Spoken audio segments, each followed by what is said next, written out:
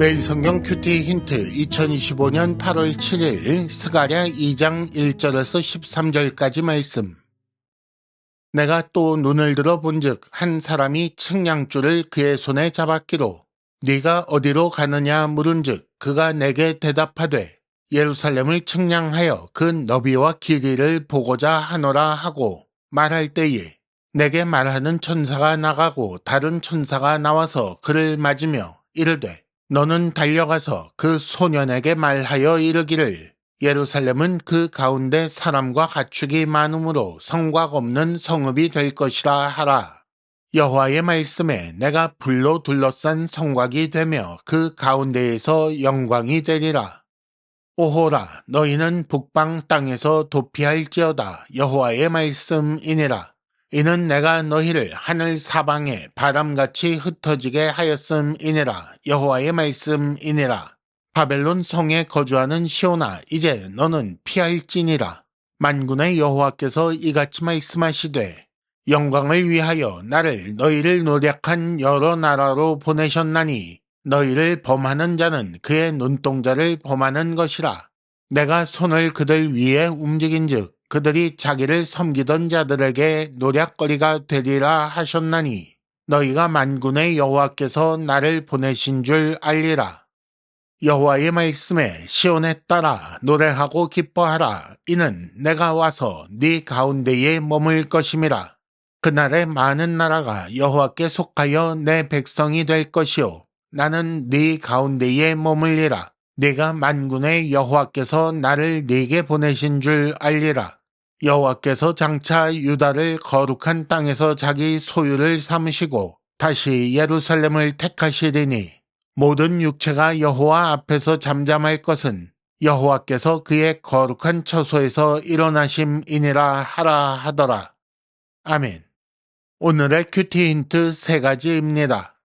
첫째, 하나님의 임재는 건물에 한정되지 않습니다. 둘째, 하나님께서 친히 불로 둘러싼 성곽이 되어주신다고 하셨습니다. 셋째, 북방 땅 바벨론 성에 거주하는 하나님 백성은 빨리 피해야 합니다.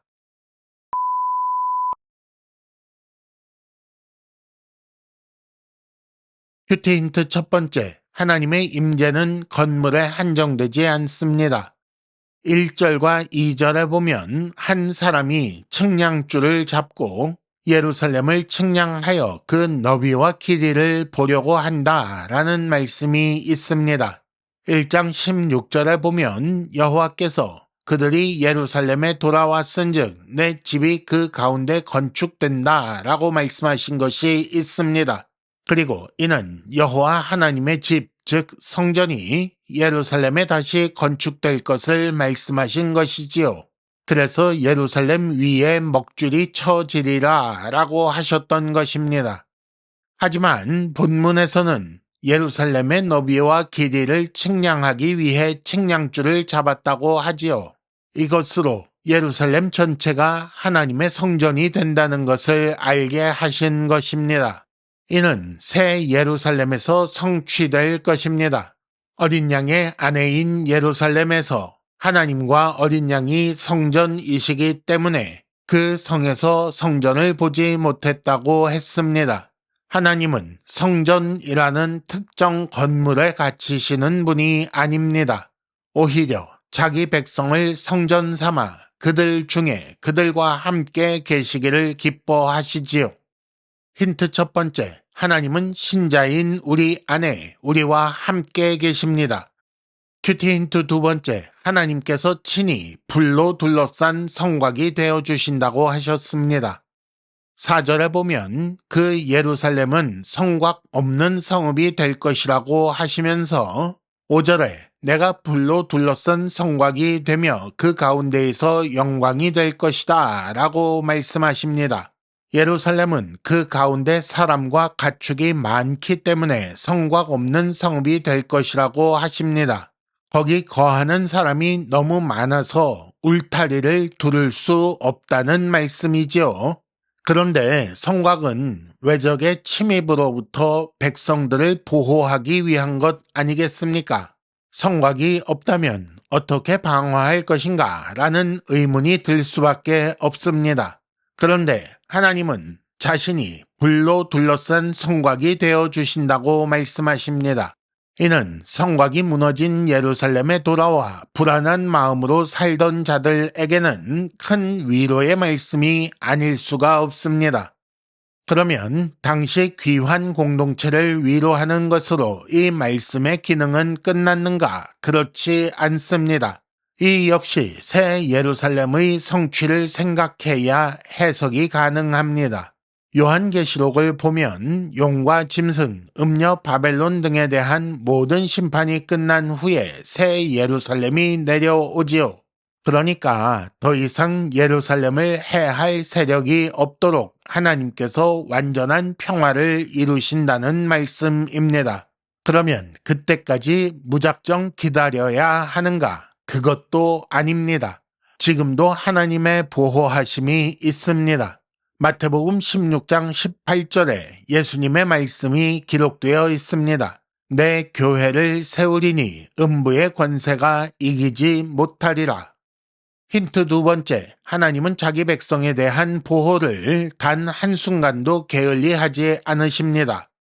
큐티 힌트 세 번째, 북방 땅 바벨론 성에 거주하는 하나님 백성은 빨리 피해야 합니다. 6절에 보면 오호라 너희는 북방 땅에서 도피할지어다 라고 하셨고, 또 7절에는 바벨론 성에 거주하는 시온아 이제 너는 피할지니라 라고 하셨습니다. 당시 예루살렘 기준으로 그들의 위협이 되는 페르시아, 헬라 이런 나라들은 모두 북쪽에 있었습니다.